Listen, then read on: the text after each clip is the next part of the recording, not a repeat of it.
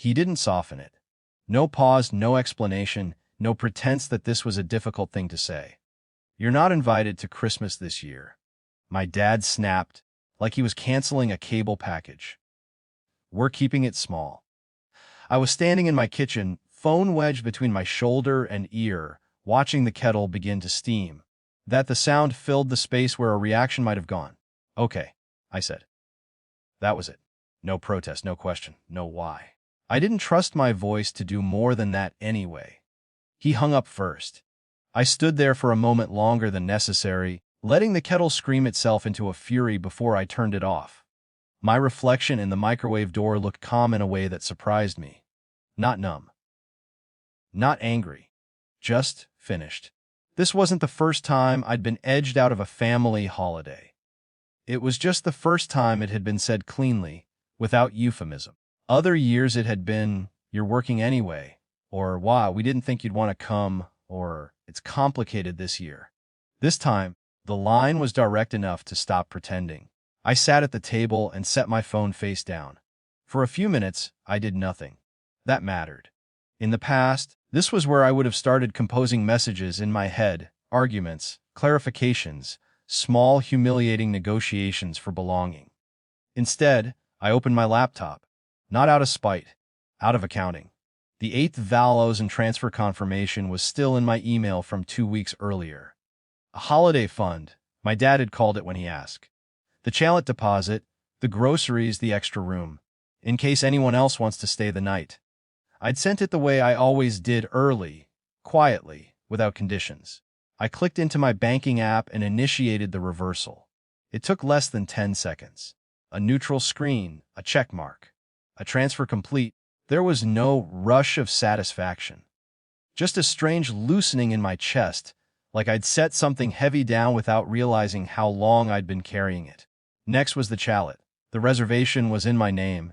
It always was. That detail had felt unimportant when I booked it, just a convenience. Now it felt precise. I called the customer service number and waded through soft instrumental music. When the agent came on, I explained calmly that I needed to cancel a reservation due to a change in plans. She apologized in the professional way people do when the apology costs them nothing. "No problem," she said. "I'll process that now." When she read back the refund amount, I thanked her and hung up. That was it. No speech. No announcement. Just a quiet withdrawal of consent I hadn't realized I was still giving. That night, my phone stayed face down. The first missed call came around 11:30 p.m., then another, then 3 in a row. No voicemail, just the buzzing vibration against the table like an insect trapped under glass. I went to bed. By morning, there were 31 missed calls. I sat up against the headboard and scrolled through them slowly. My dad, my aunt, my cousin. Numbers I hadn't seen light up my phone in months, sometimes years.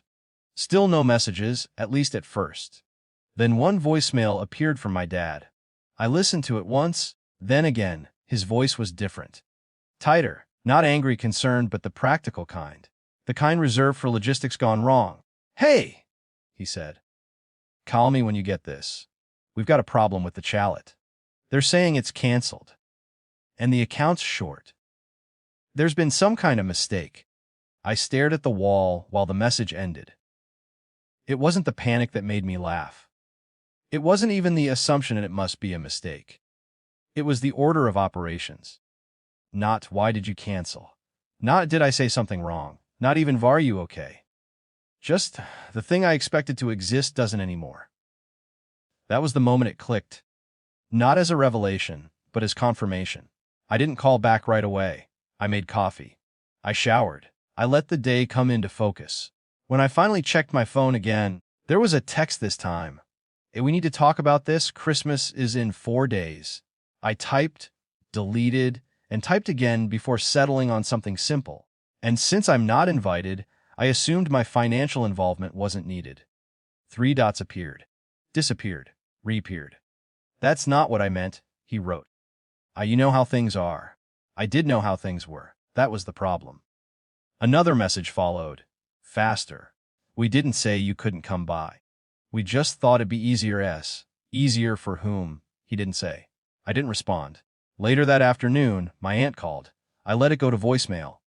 Her message was gentler, layered with concern, but it circled the same point. Everyone was stressed. Everyone had assumed. No one had intended harm. No one mentioned the disinvitation itself, only the consequences. By evening, my dad called again. This time he left a longer message. "I think you're being dramatic," he said, irritation bleeding back in. "We're family. You don't just pull support like that." That was the line. The one that finally clarified everything. Support in his mind wasn't something freely given. It was a standing obligation, a role I'd been assigned and was expected to perform regardless of how I was treated. I sat with that for a long time. When I finally replied, it wasn't to argue. "I'm not pulling anything," I texted. "I'm just not participating this year." There was no immediate response. Christmas came quietly.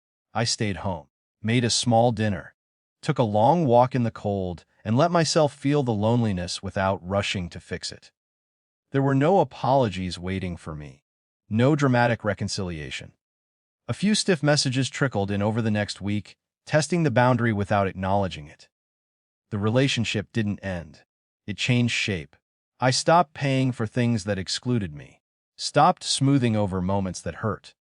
Stopped translating my silence into generosity they could rely on.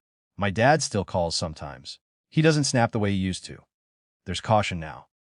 Not warmth, just awareness. And I've learned something important in the quiet that followed. Withdrawing isn't the same as punishing. Sometimes it's just the first honest response you've allowed yourself to give.